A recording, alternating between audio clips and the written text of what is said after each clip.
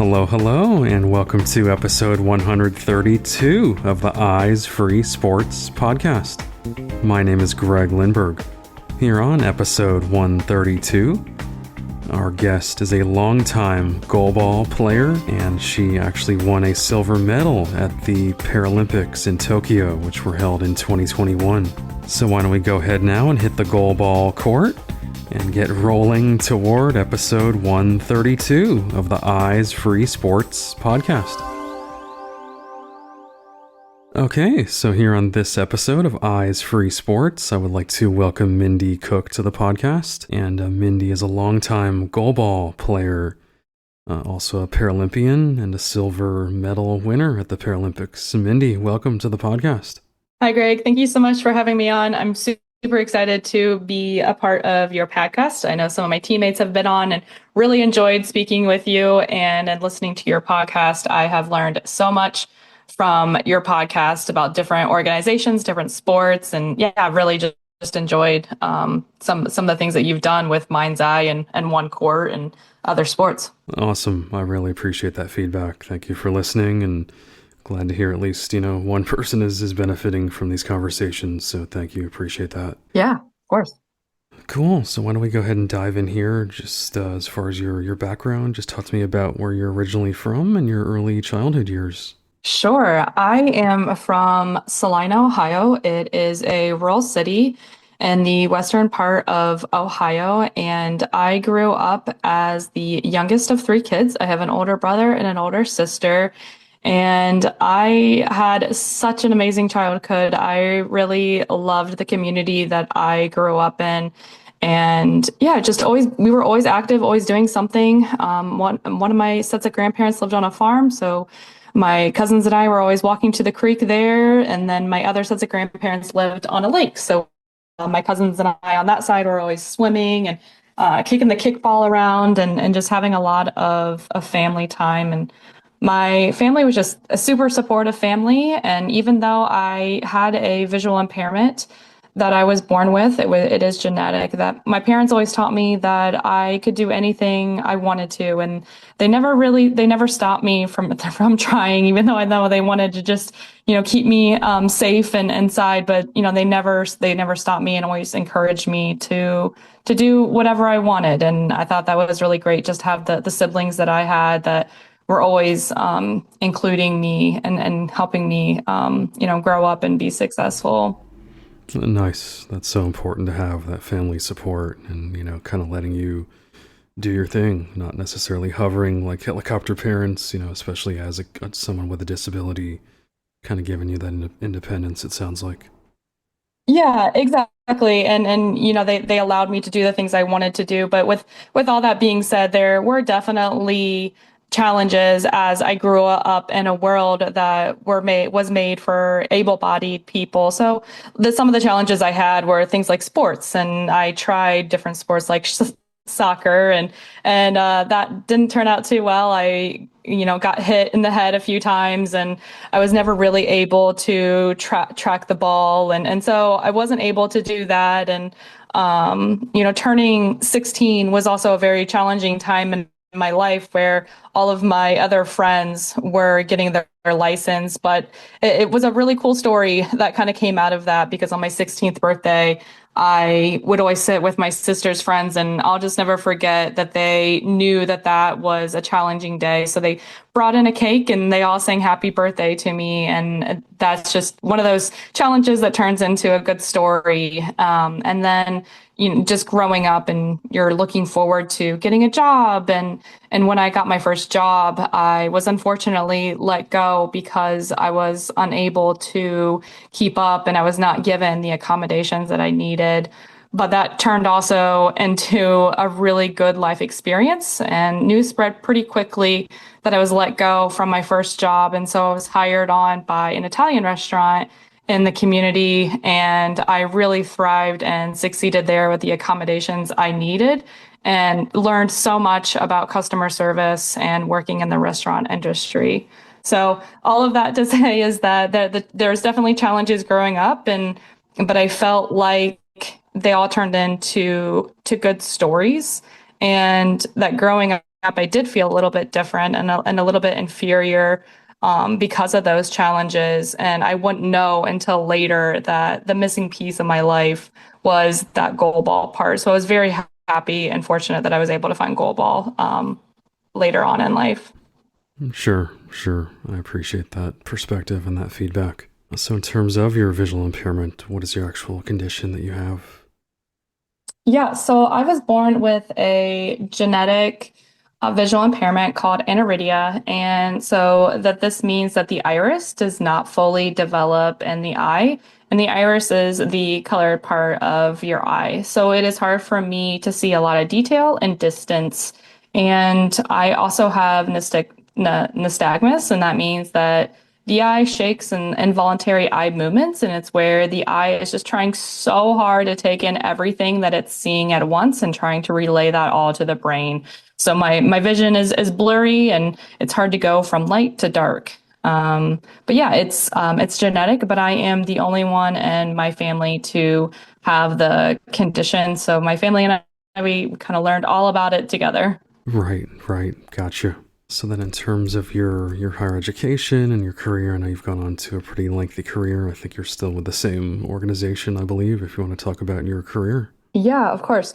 After I graduated high school from Salina, I moved to Columbus, Ohio, where I went to Ohio State University and I graduated with a degree in economics and a minor in German.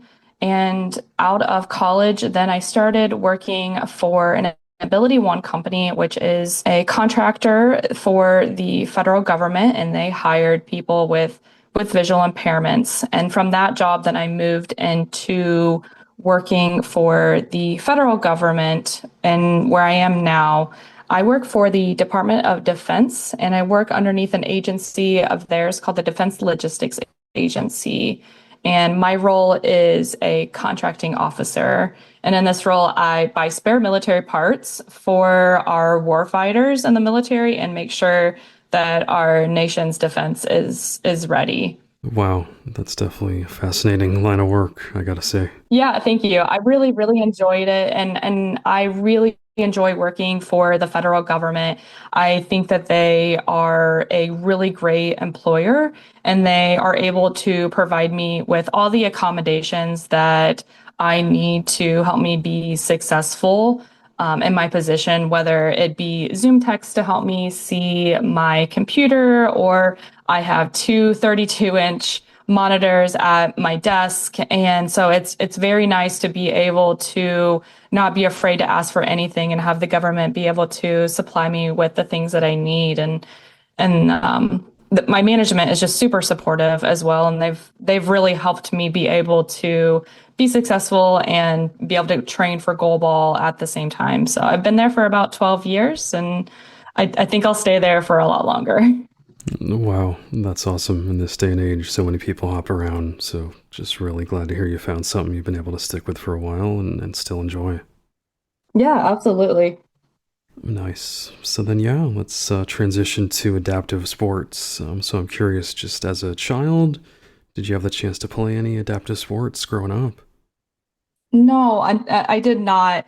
I was a 90s kid, and so it was hard in the rural areas to find adaptive sports or those resources. And like I said, my parents gave me the world and anything, and just unfortunately without internet or the transportation, and it was just hard to find those adaptive sports. And I also being a kid in my community where I was the only one that was visually impaired, I resisted any attempts to play any adaptive sports as well. And I wanted to be like my other able-bodied peers. And so I stuck with more of the soccer, like I said, but it didn't quite work out for me. I did do swimming and cross country, which I really enjoyed as well. But until I found goalball, I definitely did not think that any team sports were something in my future or my capabilities. Right. Interesting. And I know I did read an article you were quoted in about just kind of your introduction to goalball and maybe some hesitation about like getting hurt or getting hit by the ball initially. I'm just curious, like, what was your kind of your initial reaction when you first stepped onto that goalball court? Yeah. So, like I said, when I worked for the Ability One company, I met a good friend of mine now. His name is Jim Debus, and I remember pretty much the first couple of days that he had met me, and he asked me if I had ever heard about goalball, if I would be interested in practicing with him. And I said no again because I didn't want to do the adaptive sports, but Jim Yep. is very persistent. And so I think for about 4 years he asked me to play. And so I said, finally, okay, I'll try a practice. And so I went to a practice, and there was all guys there, and they were throwing this almost 3 pound ball around, and everybody was wearing eye shades, and they were just getting hit, and it just seems so intimidating to get hit by this ball and really not know what I was doing. And so at first, yeah, I was very intimidated, but it also was very intrigued. Hmm. We always say that goalball is the coolest sport that nobody's ever heard of, and I really felt like that was true. There was something about it that I felt like intrigued by, but I wasn't sure. So I said I went to one practice, and then I think after that first practice, Jim asked me to go to a domestic tournament. And I said no again. And again, he was very persistent. So I went to that tournament. And yeah, Greg, that tournament did change my life. I really did find people at that tournament that I could relate to that had visual impairments, and there was elite athletes there. And for the first time, I could find myself and relate to other athletes that were successful in sports. And I really felt empowered. And it just having to take away the worries of having to adapt for my vision to be able to compete was a weight off my shoulders and exhilarating, really. The atmosphere was just electric with everyone that was there. And that tournament really did change my life. Wow, that's awesome. And where was that tournament held? That tournament was in Michigan. Yeah, so it was my very first experience at any goalball tournament, and I I just can't like express, it was just seeing these other people that were successful in their life, and they weren't embarrassed or ashamed of their visual impairment. And it was very fun to be around others that were also getting close to the bathroom door to make sure they were going to the right one, or that were, apologizing to an inanimate object like a trash can. It's something that I do all the time. And so it was like, wow, okay, like other people do this too. And it really was a very, no pun intended, but eye-opening experience. Right, right, exactly. And I'm curious, did you also find some other females, some other women to kind of connect with early on as well? Yeah, absolutely. My teammate Eliana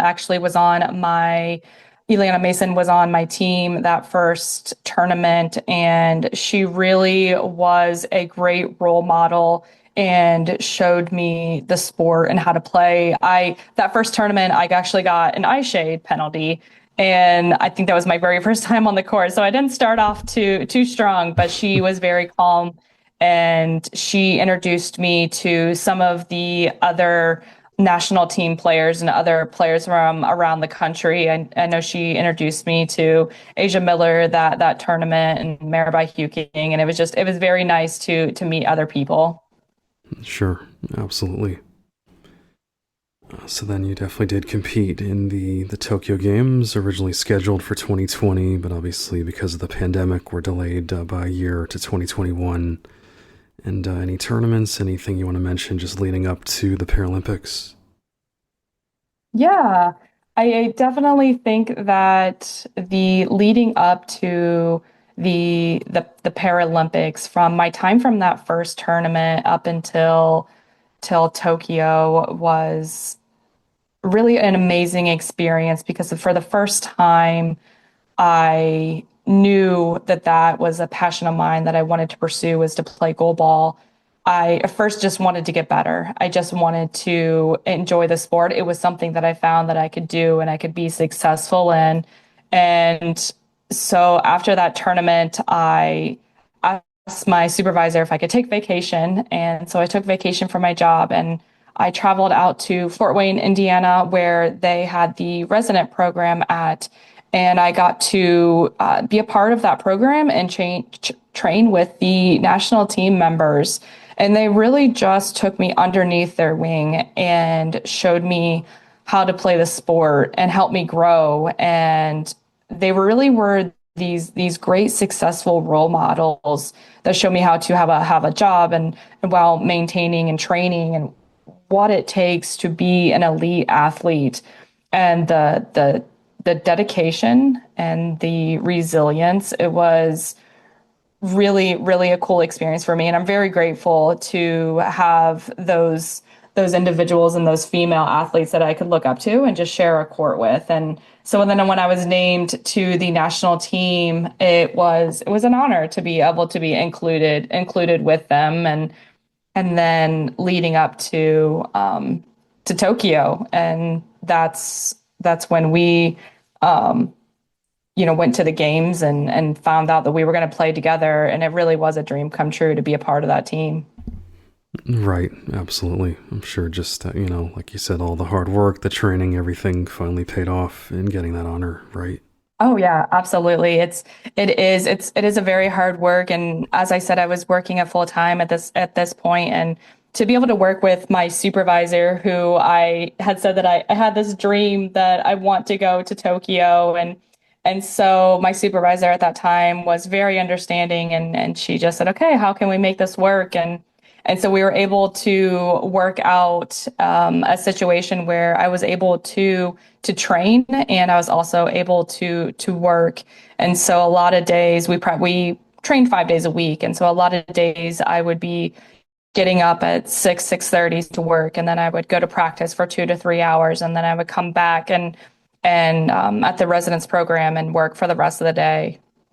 So I was able to, have that flexibility with my coach and my supervisor to be able to do both of them. And then just all the other aspects that go into training for an elite sport. We worked with a nutritionist and a sports psychologist, strength and conditioning, a couple of days a week. And so it takes so much that goes into that, and a village to help our team to train and get ready for competition. Absolutely, no doubt. I am definitely curious about the delay of the games, obviously originally scheduled for late summer of 2020, moved to late summer of 21. How did you handle that delay when you first heard the news that the games were going to be delayed? And did it just affect your training at all, your schedule, and just kind of mentally, how did you kind of handle that? Yeah, it was very tough. It was a part of a time that was very uncertain, and I think that it was a big shock because of when it did happen. It was so close to the game starting, and so we didn't know what was going to happen at the time. Was it going to be delayed, or was it going to be canceled? And like I said, I had started to feel like this was a dream, and the team hadn't been announced yet, and so I wasn't quite sure if I would have been going at all. But it was something that I had been working towards, and I really was hoping that would work out. And so I think after we took a little time of the team to think about it and kind of adjust, and we picked ourselves back up as a team together. And once we found out that it was going to be delayed, we really just started back into training and doing as much as we could together and individually. I know that we did a lot of workouts at home, at the residency program at Turnstone. I know that we did a lot of just Zoom workouts with our strength and conditioning coach, and I know I did some many Zoom workouts with some of my teammates just so that we could stay motivated together. And I think off the court, we did a lot of team discussions. I think we really tried to focus on getting to know each other as people and as teammates. And ultimately that really helped us stay connected as a team and get to know each other better. And I really think that strengthened our relationship. And ultimately in 2021,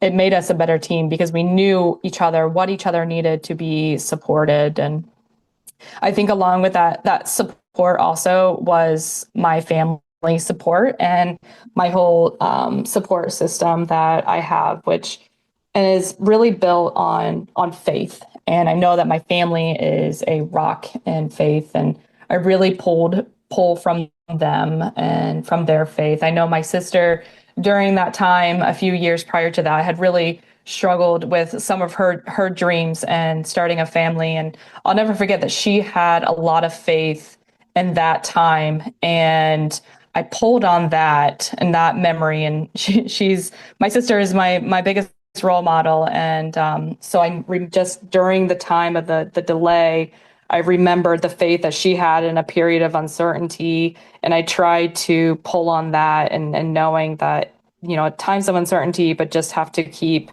moving forward and doing the things that I could control at that time. And that was continuing to train and work with my team. Exactly. Yeah. And that's a really interesting perspective too, just like you said, on how maybe the delay actually benefited your team and you guys got closer together, got to know each other, more maybe than you would have had time to do had the games happen originally scheduled.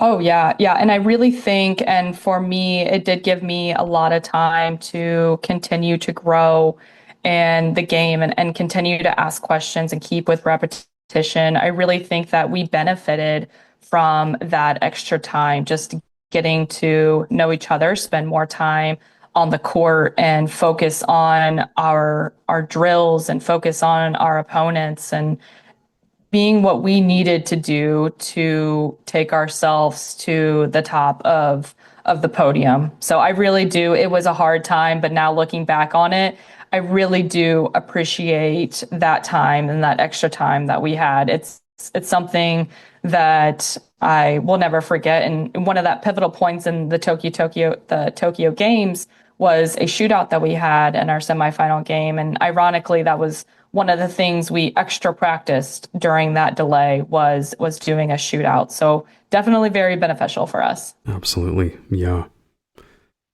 So just in terms of your journey to Tokyo, your experience on the court there, off the court, how would you kind of sum up, and any interesting stories about the games, just your overall experience there?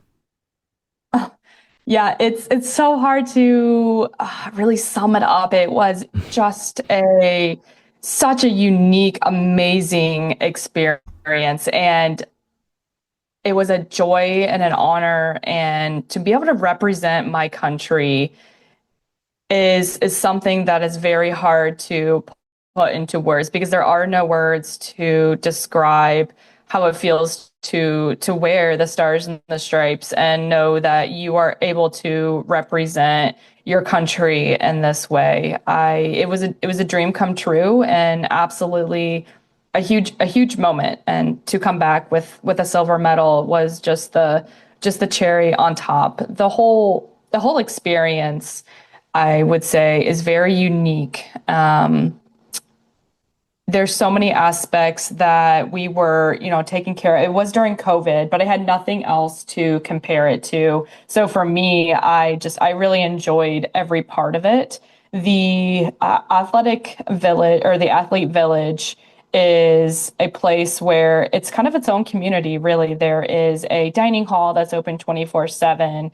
There's laundry facilities that you can have every day. There's a place where you can go get your hair done and your nails done. And so it was something to do. And really, we were really taken care of. There is also a place that Team USA had called the Arc, and it's the Athlete Resource Center. And there was endless amounts of snacks and coffee, anything that we needed. We were very taken care of.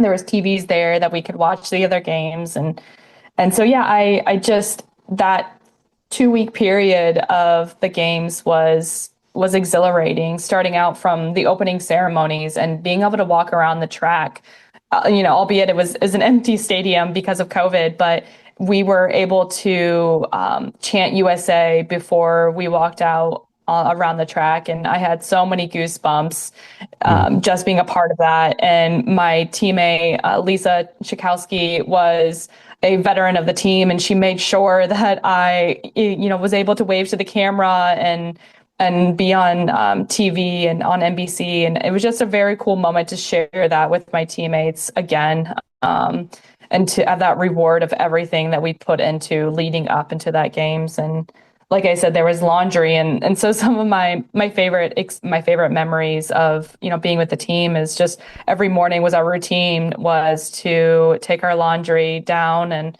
then go to breakfast. One the in Tokyo, the the word for good morning in Japanese is Ohio. And so Mm. since I'm from Ohio, I really enjoyed that. So it was always Ohio, Ohio, every morning. And so that was very fun. But yeah, just having the dining hall, and our team really enjoys the morning routine of having coffee and kind of playing our word games and just bonding together as a team. So I really did enjoy that part about it. And then the competition part was it was amazing to be a part of. And I had never been a part of something that big before. And like I said, to share the experience with my teammates was something I'll never forget. And I watched my teammates play with such confidence and such talent. I watched them in awe for a lot of the tournament.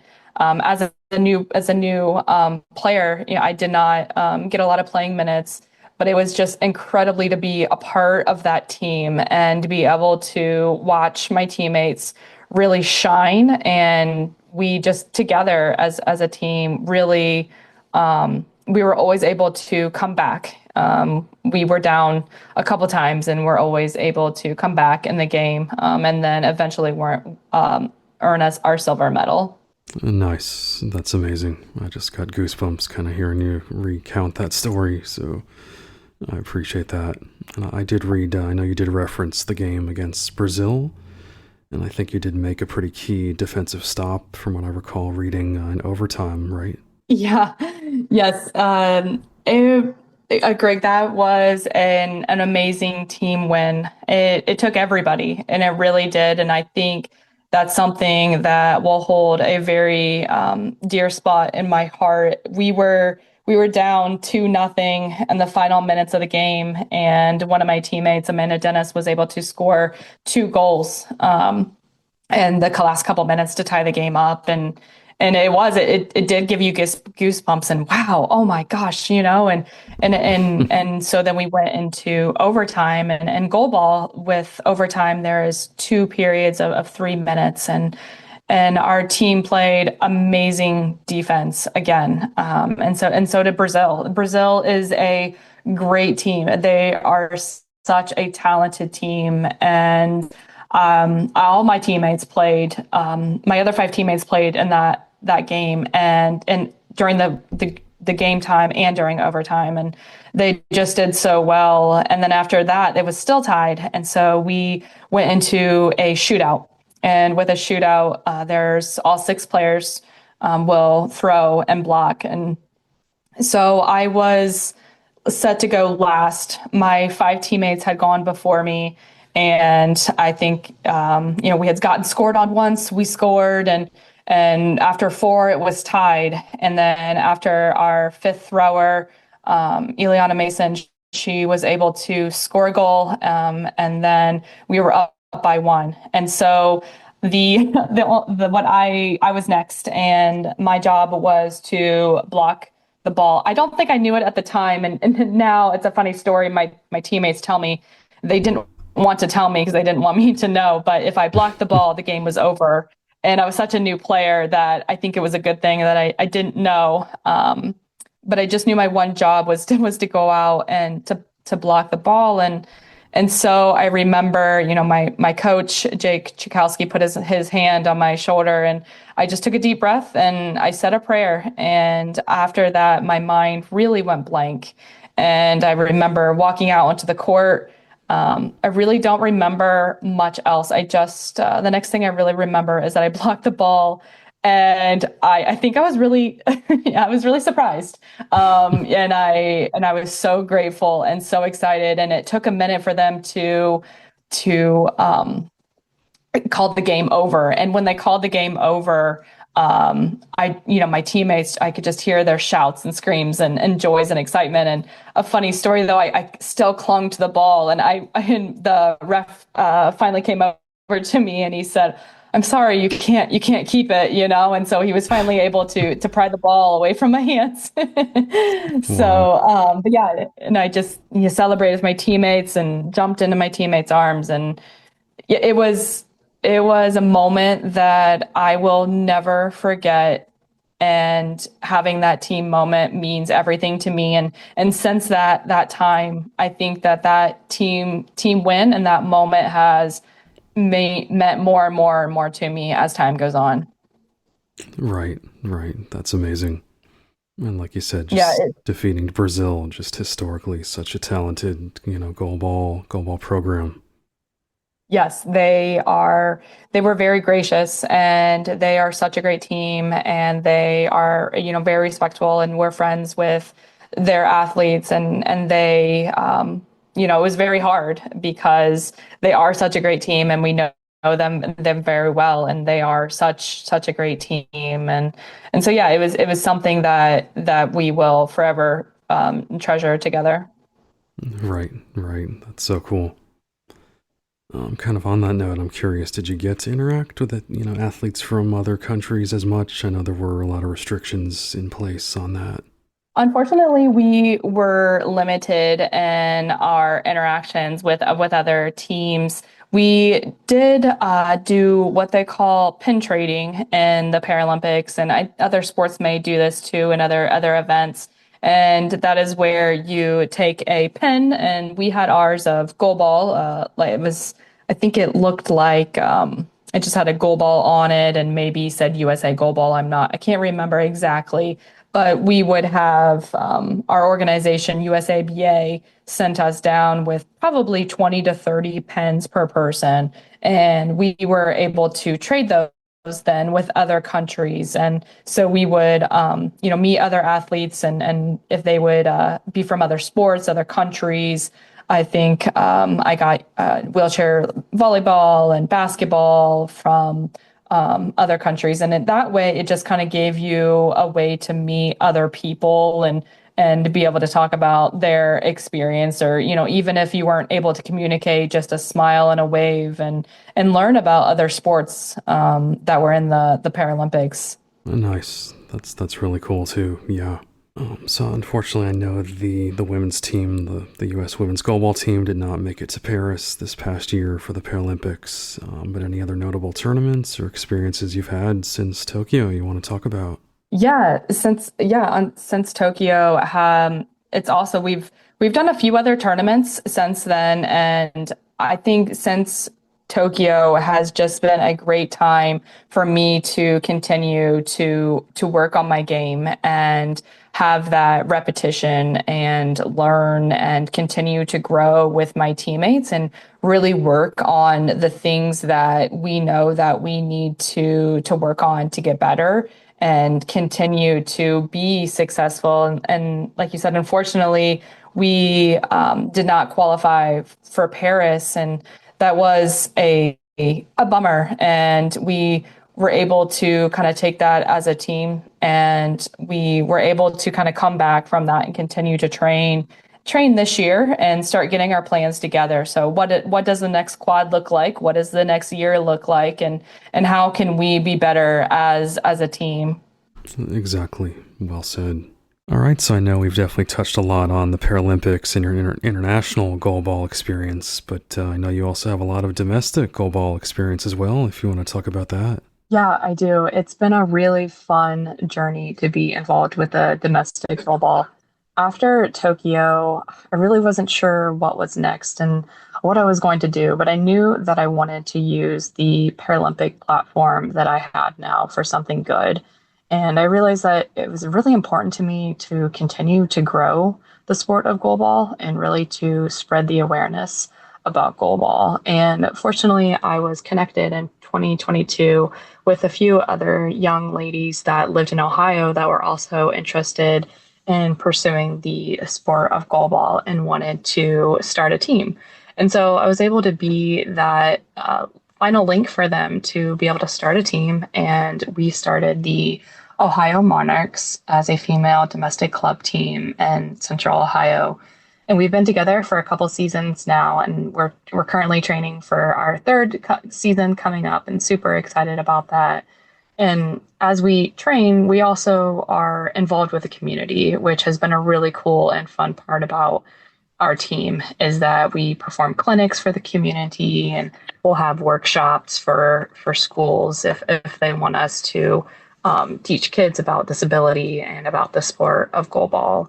And I guess just through this experience, it's just been really fun to me to grow the sport of goalball and give it back to the next generation of athletes and allow them to have some of the similar experiences that I have and be that role model for them and help them find their true potential. Goalball is just it's one of those sports where it gives you a lot of athletic skills, but it gives you life skills beyond just the athletic on the court part. You learn communication and leadership and just how to be a good teammate.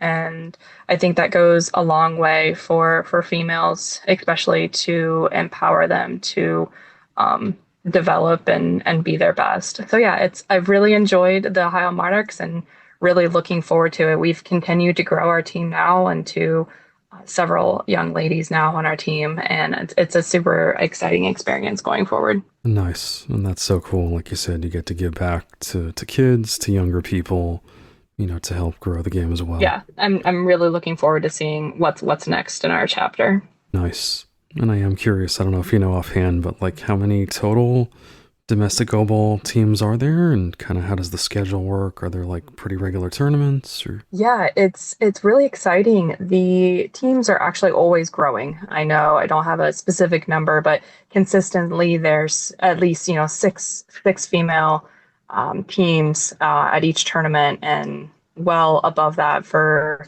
the men's side. They are constantly growing, which is very exciting and for the sport. There's usually about a handful of domestic tournaments. I know this year there is a USABA tournament in Phoenix. There's one in New Jersey, one in Atlanta, Georgia. And then this year we will have our national championships in Colorado Springs this year. Excellent. Very cool. And for those who don't know, Colorado Springs is home of at least one of the Olympic and Paralympic training centers out there, and just kind of a go-to hub for Paralympics and Olympic sports. I'm also curious, any other adaptive sports that you've had the chance to try, whether it's, be baseball, track and field, blind soccer? Yeah, some of the other things that I would love to try is, I've heard, numerous sports on your podcast. Like I said, there's chess and there's tennis and skiing and I would love to try blind baseball at some point. There's so many adaptive sports out there that anything that you are wanting to do as a visually impaired athlete, you're able to do. And I think that's really cool, and how far that we have come from having only able-bodied sports to now having these adaptive sports, and even having able-bodied people be able to play adaptive sports. Absolutely, no doubt. And yeah, I've just had, guests from so many different sports on this podcast and have learned so much myself about what's out there and the possibilities. And it's just super exciting, the variety, and, folks that might not be quite as endurance, let's just say, or super fit or whatever you want to say, that can still participate in different sports and different activities as well. Yeah, absolutely. There's any interest that you have, you have an outlet to do it. And I really think that that's something that I enjoy as well, is to be able to try different things outside of goalball and being able to, I guess, broaden my skills and abilities. No doubt. Yeah. I'm curious, any other hobbies, any other interests that you'd like to mention? Yeah, so I definitely am a big football fan. I love all other sports. I love watching Ohio State football, and I enjoy watching basketball, and I like to go running. I've ran a few marathons before, and I've really enjoyed those, and so I want to continue to get into those and triathlons and I I'm always on the hunt to find a good pumpkin spice coffee, and I really enjoy ice cream. Those are some of my favorite foods. I'm always on the hunt and the adventure to find some of those. And but really, I enjoy goalball, and goalball is a great passion of mine. I enjoy teaching goalball, and I'm going to be heading to a college university in the spring to teach goalball to some students. And I'm super excited about that to be able to share adaptive sports to young people is really rewarding, and I think is such a great opportunity. I enjoy teaching to young athletes as well with visual impairments and being a role model for them and having showing them that they can also play adaptive sports, that with a disability they can do what they want to be able to do and they can be successful. I enjoy just advocating for disability in general and keynote speaking and sharing my story. And like I said, I grew up with thinking that my disability was a bad or that I was inferior, but I've grown into realizing that my story is something very special and that it's unique and it's very relatable. And so I love speaking to different communities and sharing my story and being able to help people understand disability and being able to just be able to share what it is to be successful. Sure, sure. I definitely sense the passion in your voice, and I know you're such a great advocate for not only goalball but just adaptive sports in general. Yeah, of course, and that's what it is just role modeling that for other young athletes is it's so crucial nowadays, and just showing kids that they are enough for who they are and to not be afraid. I think that to be successful in goalball, it takes a lot to always be a student of the game and to never be afraid. And I think that that's something that I like to share with young athletes, especially is not to be afraid, and that I also started out being afraid, not thinking that I would be very good at the game, but just knowing that it does take failure and it takes a lot of work. But on the other side of that failure is opportunities and that setbacks are just ways to improve on yourself, whether it's in goalball or whether it's in life, and just taking all the challenges, like I said, as a kid, and just being able to turn those into funny stories, positive stories, and just experiences that will be able to shape you for your life. Right, absolutely. Very well said. Okay, so before we put a bow on this episode here, any kind of resources you want to mention that people can find out there if they want to learn more about goalball or get involved, or any kind of social media pages Yeah, that you have? absolutely. So, one of the biggest ways to learn about goalball is USABA, the United States Association of Blind Athletes.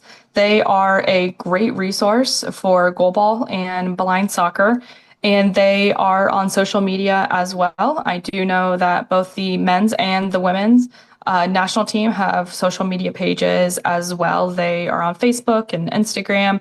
Another really great resource is YouTube. And I know that there's a ton of goalball games on YouTube, how-to videos, there's drills and whatnot. There's so much resources on YouTube to learn more about the game and just to reach out to me, any one of the women's team members or any of the men's team. Them both really, really great. And everyone really wants to spread the word and advocate for goalball and really get to grow the sport more. Excellent. And as always, I'll definitely include links to some of those pages you mentioned in the show notes as well. Great. Thank you so much. This has been fun. Absolutely. Again, our guest on this episode has been Mindy Cook. And Mindy, thank you so much for your time. Really enjoyed your insight, your perspectives on everything. And congrats again on that silver medal and continued success in goalball, both on and off the court. Great. Thank you so much for having me. Absolutely. To hear more episodes of the Eyes Free Sports podcast and to subscribe, search for Eyes Free Sports on your favorite podcast platform or visit eyesfreesports.com. Be sure to follow the Eyes Free Sports podcast at facebook.com/eyesfreesports and on Twitter at Eyes Free Sports.